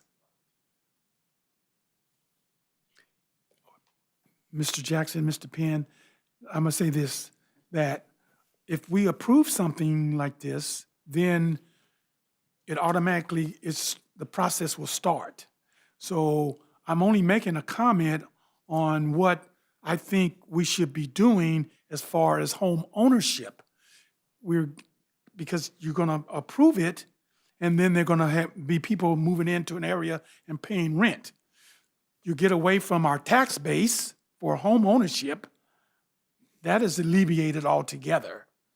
So I just want to throw that out there. I just want it to be known that we're getting away from that and going in another direction. Yeah, Chair, and just so, full disclosure, we certainly understand what your concerns are. Our land use codes don't restrict in terms of the types of ownership, whether it certainly sets forth the process by which we go through entitling projects. And in the case of a ownership project, it would be a condominium. It would come in as a condominium map. I would add this, just hopefully to at least allow some sense of what we've seen in the past. We saw in this city a huge uptick in residential units, correct? And then there was a period of time when there were conversions of those units to condominiums. Many of you recall that. And those units that were converted to ownership, individual ownership to your point, then reverted to rentals again. So we certainly understand the multiplicity that goes into that, particularly in a residential multi-unit project. It doesn't necessarily speak to how people live within the units themselves. So, but we certainly understand that. And I can tell you from my conversations with city leadership, including the mayor and the council, we all agree with you that we want to make sure that we provide significant ownership opportunities here in the city of Inglewood. And we are working on programs that certainly can provide that. This particular project obviously is not that. So we certainly hear you. I want to let you know we're having those discussions about how to help facilitate and augment that as we move along with additional projects. And Chairman, just wanted to add onto that, in our current drafted housing element, there are a number of programs that we included to encourage new opportunities for first-time home buyers, just new opportunities for home buying in general, and to encourage the construction of units for sale. So just wanted to add that. Thank you.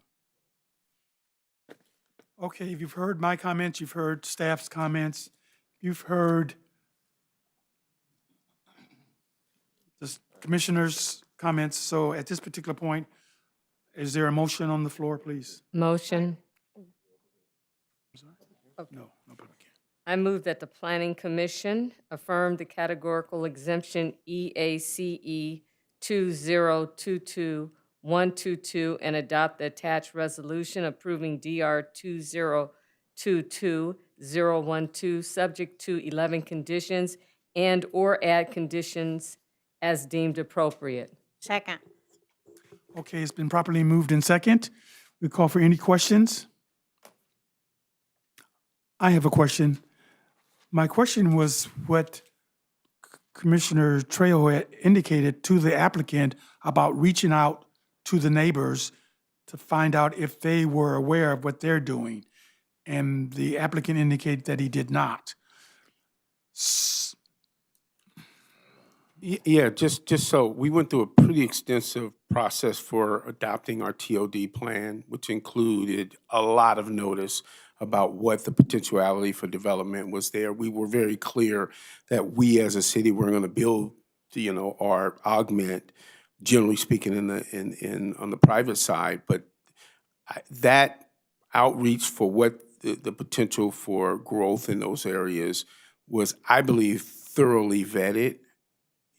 And one of the things, too, that we find ourselves in a quandary on is we know we need new housing and housing availability and some of this diverse kind of land use patterns. And we have to be careful because a lot of what was built previously was when we had depressed property values, when the value of, didn't really allow for it. So we're now moving towards this kind of new version of who we are. And I believe what's going to begin to happen is you'll see many of those adjacencies, and I have a discussion with the city manager all the time. Those adjacent projects will then be re-envisioned, and you'll see a more intensification of the land use adjacent.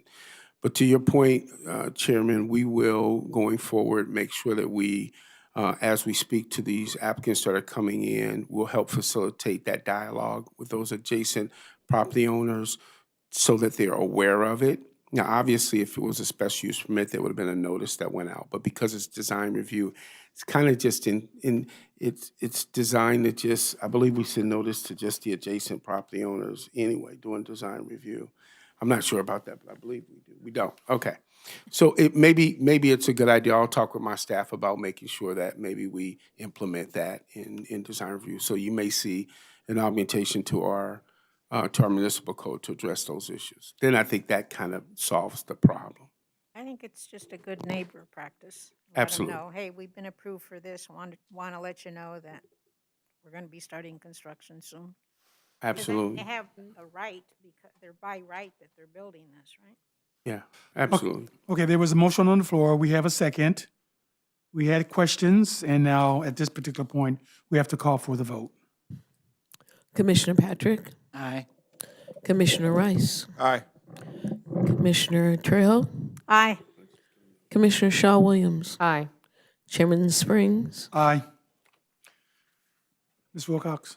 Yes, Chairman. According to the Inglewood Municipal Code, this decision can be appealed within 10 days from the notice of Planning Commission action by the applicant by filing a written notification to the Planning Division and an appeal fee of $389, at which time the file will be transmitted to the City Council for their consideration.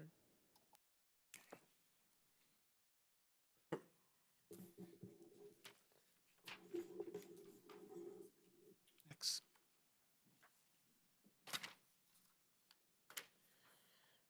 Item 7B.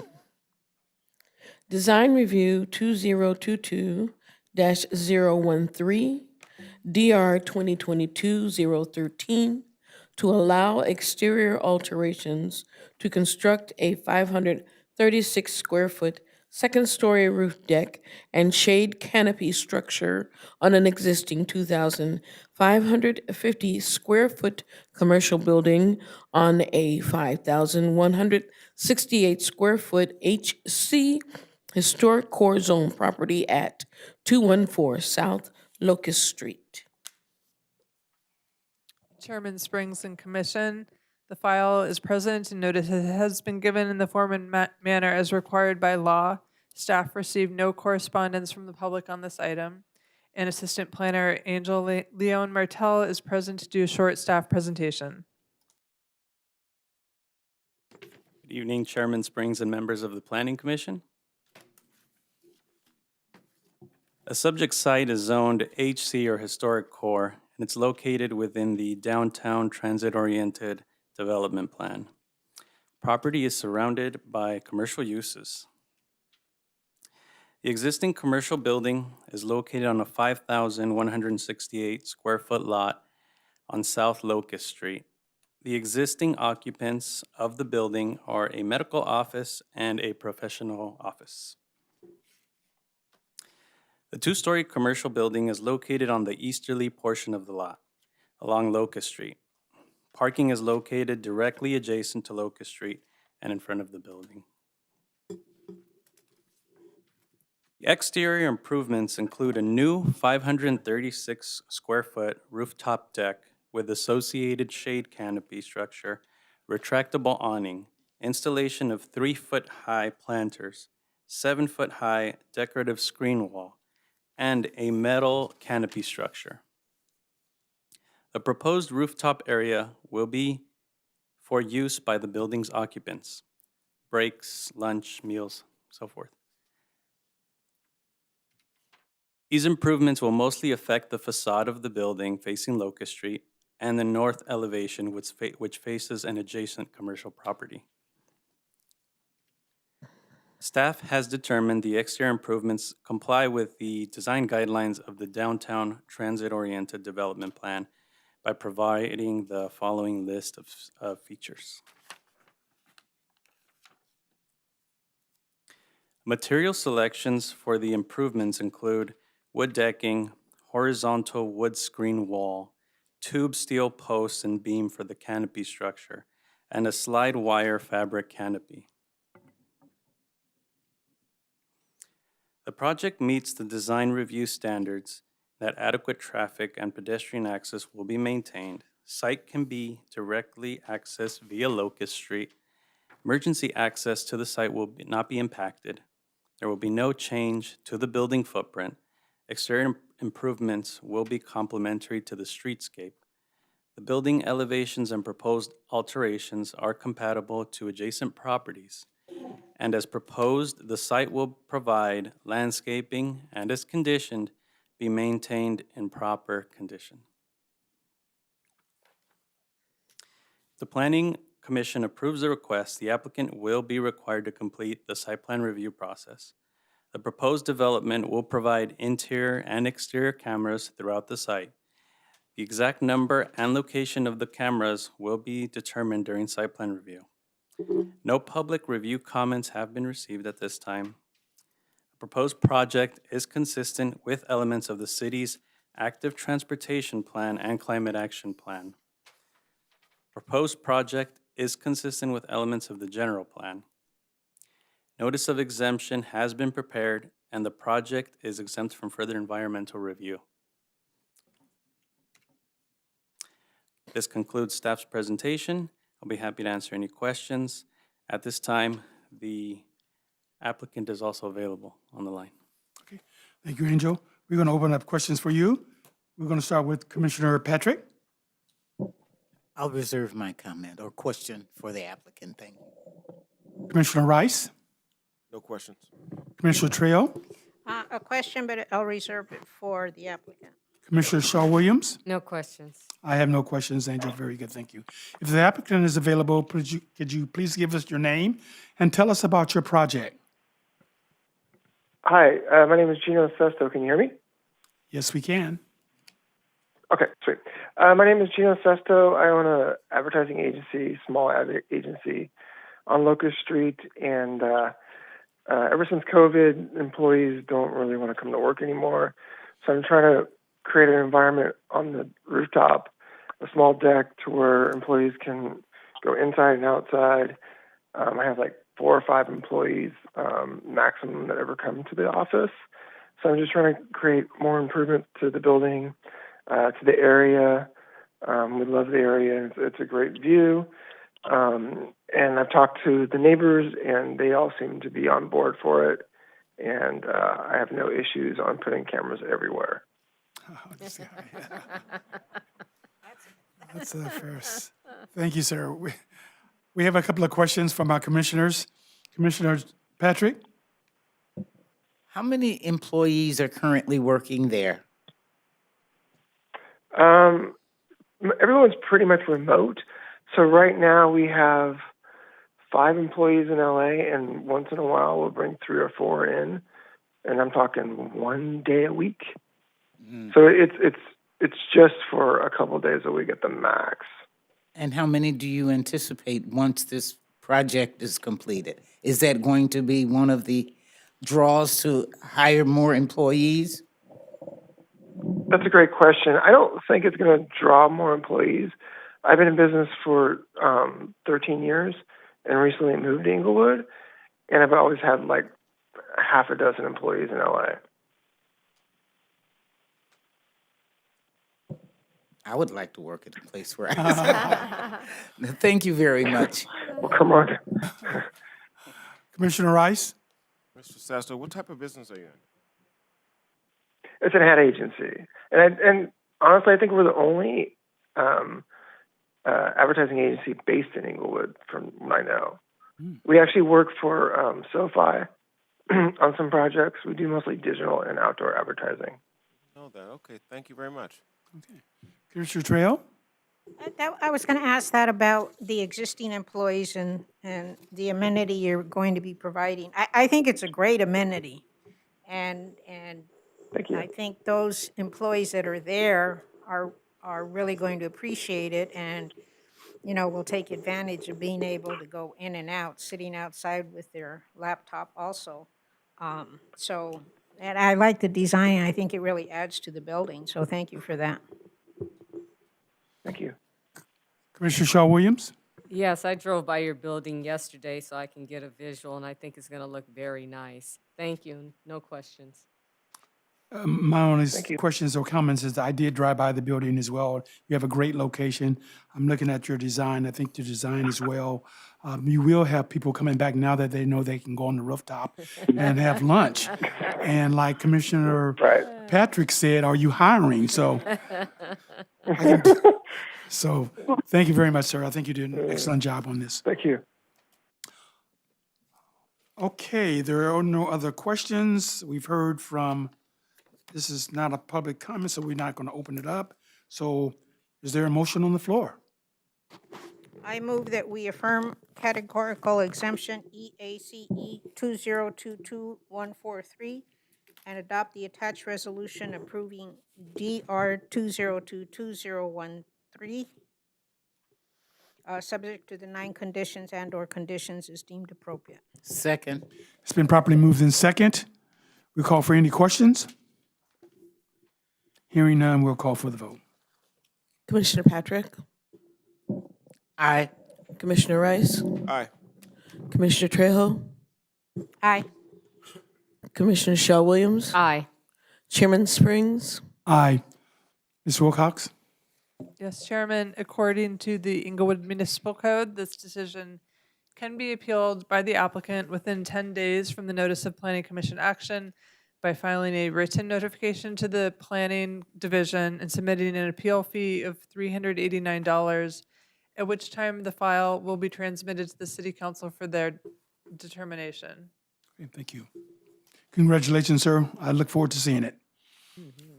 Okay, last on the agenda is one of my favorites. Come on.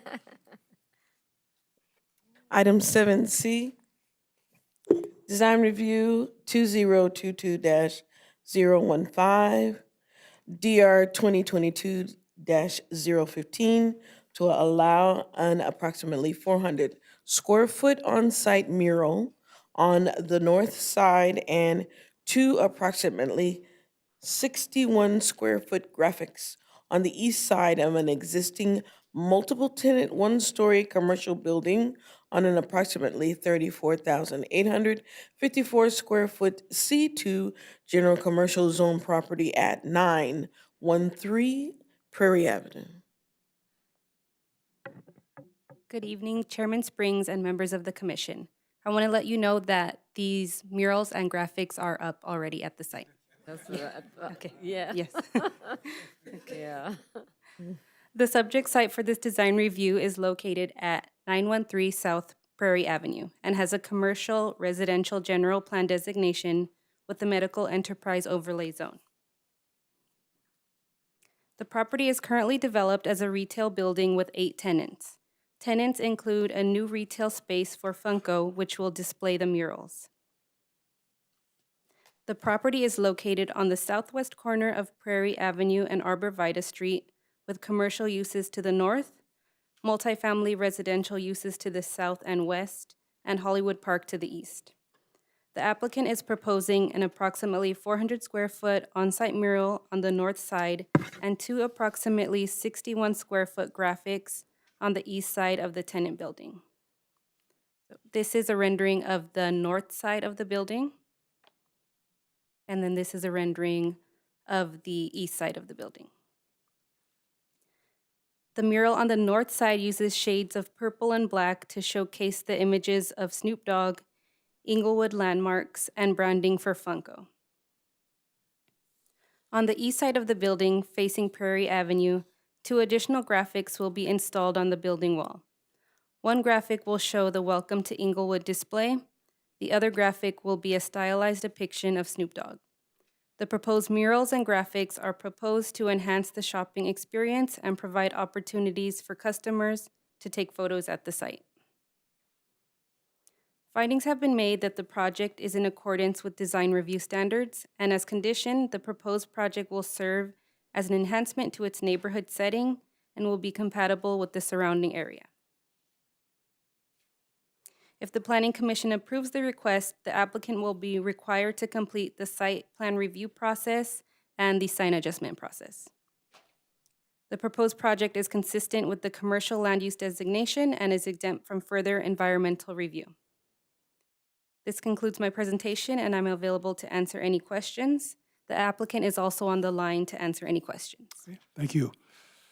We're going to open up for questions. We'll start with Commissioner Patrick. You know, I've been by there 2 or 3 times. The line extended from Arbor Vitae all the way to, God, what is the next block and around the corner? 2 Saturdays in a row. I haven't any other questions. Thank you. Commissioner Rice. I was just wondering why we're reviewing it after it's already been done. The elephant in the room here. So we have to approve this mural. It's already up, but we do have to go through the process. Beautiful. It's beautiful. I love it. But just a question. Yeah. Thank you. Yeah. Commissioner Trio. Yes, it's, I did see it. Now, how does, I mean, I have my theories, but did somebody go out there and say, do you have a permit, or did they come in after the fact and say, oops, we need a permit? How does that work? They came to us, I think, in December. I'm not sure when they painted the mural. That might be a question for the applicant. Okay, just out of curiosity. Thank you. I will ask the applicant. Commissioner Shaw Williams. I have no questions. Thank you. My question would be, can you bring up the mural that's showing on the east side of the building? So this is a 9-foot statue of Snoop, is that correct? Yes. And then the other sign, is that the actual sign that says, "Welcome to Inglewood's City of Champions"? Yes. That's the actual sign that's there now? Oh, this is the rendering. Okay, because I didn't see that. Okay. All right, no other questions. Okay, so if the applicant is available, could you give us your name and tell us about this particular project? And also tell us why you put it up. before it was Sure. approved. Hi, my name is. Oh, hi, everyone. My name is Bianca Kalingo, and I'm with Funko. If you're not familiar with Funko, we are a pop culture lifestyle brand and publicly traded company. A lot of us people know us for the toys that we make for Disney, Warner Brothers, Netflix, all the sports leagues, et cetera. And that is a great question. So the grand opening of the doghouse was on January 6th, which was planned to be attended by community leaders, including the mayor, national and local media, celebrities, and fans. And because of this, I think even prior to December, we had submitted an application. It had taken a while to get through, but because we were going to have such large outlets at the grand opening, Snoop and the leadership team felt strongly about making sure the space was as complete as possible and didn't appear unfinished. We had ESPN, KTLA, Billboard, Yahoo, and others on site, and we wanted to make sure that there was, proper representation of the community, an ode to the Inglewood landmarks, and celebration of pop culture. And I do want to say, it really has increased positive community engagement, definitely at the time of the opening, but continues to be a traffic driver not only to our store, but the surrounding local businesses as well. So all our communications to the fans over the past couple of weeks has been, please support our local businesses as well as use public transportation to get around. And as you can see, it's garnered a huge crowd, and we're excited to, be a positive addition to the plaza. Very good. Thank you. Can you give us your name? Sure, it's Bianca Kalingo. Okay. We have some questions for you. So we're going to start with Sure. Commissioner Patrick. I would like to see the other people are there taking photographs.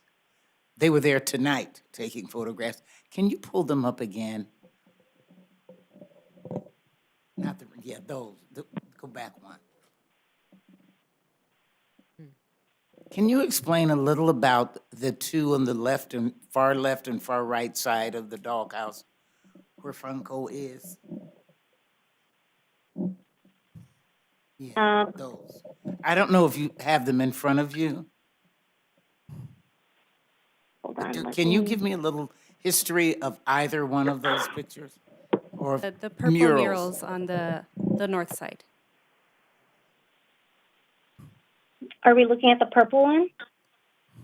Yes. And we're looking on the left side of it? Both. Both sides. Okay, so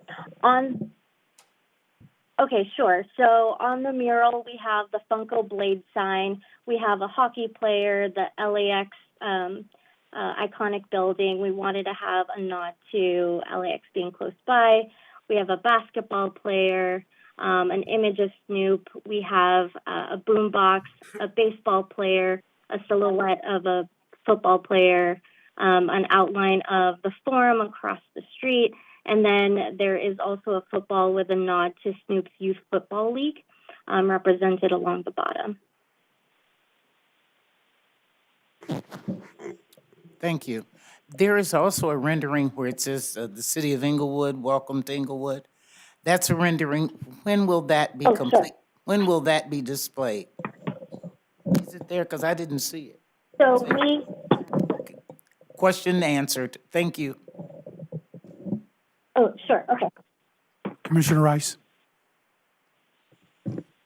I think I like it, but I mean, my age, I think my pop is cultured. But I like it. No questions. We'd love to have you come by the store. If there's a huge line outside, we'll let you in. Okay. Commissioner Trill. I like it too, actually. I did have a question on the baseball player. Is that a nod to the youth baseball in Inglewood that Snoop Dogg supports, or, because as far as I know, we don't have a professional baseball team, do we? Not yet, Sure. I know. That's- You never know. We have all the other sports represented there, right? You'll notice that we don't have any particular teams called out. Obviously, we do have licenses with all of them, but we wanted to make sure it was more of a nod to sports in general versus us calling out a specific team. The Youth Football League was just something that Snoop's team had called out as a nice little Easter egg to include on the mural. Okay. Well, certainly is very, very unique. I will say that. The colors sort of are those colors used around October, the end of October. And I had, I focused on what is emphasized there, which is the sports, the airplane. You missed the donut, but Randy's. Oh, Randy's. we tried doing the donut, but then our legal team said we couldn't because they trademarked the shape of a donut on top of a building. Well, thank you for letting me know that. I Trust me, would that was not the have first thought thing of we had. Yeah. Well, I'm glad you thought of it, though. I said, what? But thank you Yes. very much. I do like it. Thank you. Okay, Commissioner Shaw Williams? Yes, I really like it as well. I'm sure Ms. Wilcox and Mr. Jackson will arrange for the planning commissioners to get their private tour. Thank you. Absolutely. Yeah, it's We're really happy to nice. host. Okay, it's really nice. I really like it. Thank you. Very good. Okay, my questions, I Thank was going to you. say the same thing, Commissioner Shaw Williams, about a private tour for the commissioners. And my question has We nothing will to do. make it happen. Okay, very good. I have a question that has nothing to do with the design review. It has something to do with, what do you guys serve there? Is it, Oh, so we actually create products. So basically, we have collectible toy figures. We also sell backpacks, T-shirts, keychains, all sorts of consumer products. So I can definitely share an example, but it's really cool because it used to be a 7-Eleven. It was an abandoned, rundown 7-Eleven that used to be in there, and we actually kept the refrigerators in there and are using them as shelving for the product that we're selling. So, we've kept the nature of, what used to be in there and made it a really cool shopping experience. So a lot of what we sell there is basically toys. oh, very good. I thought it was a hot dog. Yeah. No. Very good. Thank you very much. Okay, so you've heard the information from the applicant. You've answered, or they've answered all your questions. Is there a motion on the floor? I move that we affirm categorical exemption EACE 2022150 and adopt the attached resolution approving DR 2022015, subject to the 11 conditions, and/or add conditions as deemed appropriate. Second. Okay, it's been properly moved in second. We'll call for any questions. Hearing none, we'll call for our vote. Commissioner Patrick, Aye. Commissioner Rice, Aye. Commissioner Trejo, Aye. Commissioner Shaw Williams, Aye. Chairman Springs. Aye. Ms. Wilcox? Yes, Chairman. According to the Inglewood Municipal Code, this decision can be appealed by the applicant within 10 days from the notice of planning commission action by filing a written notification to the planning division and submitting an appeal fee of $389 to the planning division, at which time the file will be transmitted to the city council for their consideration. Okay, thank you. Look forward to visiting your Snoop Dogg shop. Okay? Okay, now at this particular point, we want to open it up for public comments. Anyone wishing to address the Planning Commission on any matters within their jurisdiction and not elsewhere can do so at this time. Operator, can you open up the phone lines? If you wish to ask a question over the phone, or if you wish to make a comment over the phone, please press #2 on your keypad and your line will be unmuted. Once again, please press #2. And there are no callers in the queue. Okay, thank you. There's no one in the library, I'm assuming? No comments. Okay, thank you. Okay, we're going to open it up for commissioners' agenda, initiatives. This got me off target.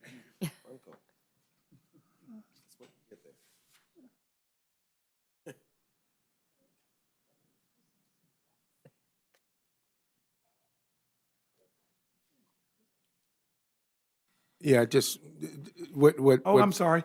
I'm sorry, I'm looking at Chairman. this. I interrupt. I didn't mean to cause but that's one of the Funko products that I we were talking see. about pop culture. That's Notorious B.I.G. It's one of their first series. So I happened to see it and bought it and wanted to have an opportunity to show it to So you. you waited in line, Mr. Jackson? I did not. I have other sources. Okay, so we're going to open up for questions, commissioners' initiatives. We'll start with Commissioner Patrick. I'd just like to remind everyone, this is Valentine month. Don't wait till the last minute. Everyone have a great February. Thank you. Commissioner Rice, No initiatives. Thank you very much. Commissioner Trail, No initiatives, thank you. and Commissioner Shaw Williams. Let's remember it is Black History Month, and MLK Festival is Saturday, the 18th, and I hope everyone can come out. That's it. Okay, thank you. I think you have a birthday, you had a birthday, right, Commissioner Shaw Williams? January 20th. January 20th? Okay, so that means you and I are similar because what you just said, I was going to say. So that means you and I are somewhat thinking alike, and I appreciate that. Yes. It is Black History Month, and I want us to actually be aware that it's Black History Month. And Black History Month is about not only African Americans, but it's about the history of America and the contributions that African Americans have made to our country. So it's very important that you look up our history because it's great. I mean, there's some of the things that were shocking to me, like a signal light, like hair combs and things of that nature, iron, those are the things that we use on a regular basis, and we have no idea who invented them. We do know about Mr. Bell, who did the phone, but do we know about the traffic light? Do we know about painting the curves on the street? Do we know about irons that we iron our clothes with? And a lot of other things that African Americans contribute to our society. So we need to just celebrate those good things that have happened to America, because it is America, which means we have everybody that comes here and want to be a part of it. And Valentine's Day, I can't, gentlemen, if you do forget, that's on you. The word is out, so please do not forget Valentine's Day for those who have significant others. Other than that, if there's nothing else, I thank the staff for coming out. First time I've seen you in a while, Art. Good to see you. Always good to see you. And my buddy Eddie, SC guy, so he's always good friends with me. If there's nothing else, and Bernard as well. If there's nothing else, that's it. Meeting's adjourned. I just